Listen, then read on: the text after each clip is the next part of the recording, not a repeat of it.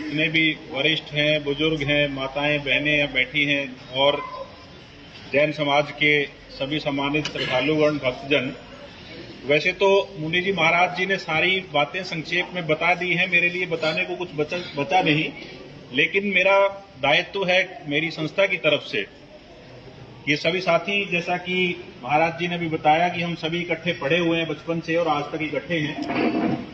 एक छोटा सा प्रयास हम लोगों ने यहाँ हमारे शहर में, हमारे क्षेत्र में किया था, परवाज एक उड़ान संस्था के गठन के तौर पर।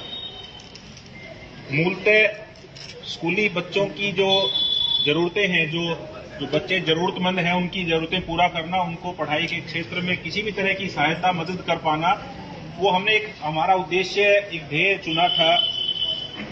पेड़ पौधे लगाने का भी एक लक्ष्य था। 1 लाख के करीब हम अपने इस उपमंडल में हम 1 लाख पौधे लगा करके पेड़ों के तौर पे उनको विकसित करें, ये हमारा प्रयास है।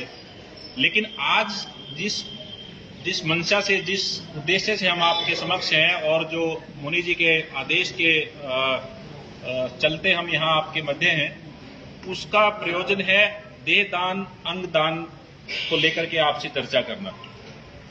मैं आपकी जानकारी के लिए बता दूं, हमारी संस्था के जो सभी मेंबर्स हैं, हमारे परिजन हैं, हमने सबने अपना अंग दान के लिए पंजीकरण, रजिस्ट्रेशन करवाया हुआ है। लेकिन रजिस्ट्रेशन करने का अर्थ ये नहीं है कि हमने वो अंग दान दे दिया।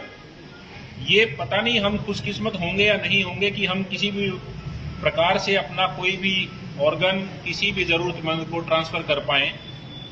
लेकिन उसके लिए जो रिक्वायरमेंट है, जो जरूरत है, जो प्रथम जो चरण है, सीढ़ी है, वो है गवर्नमेंट की जो ऑर्गेनाइजेशन है उसके साथ अपने आप का पंजीकरण करवाना।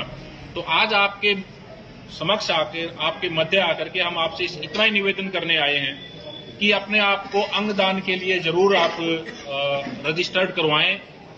हम आज यहाँ आपके बीच में अभी मुनि जी के आशीर्वाद से और उनके आदेश के बाद इनके यहाँ बैठेंगे।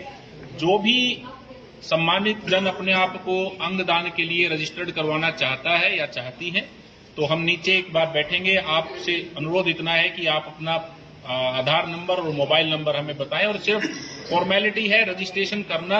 मैं फिर कह रहा हूं कि दान करना नहीं है।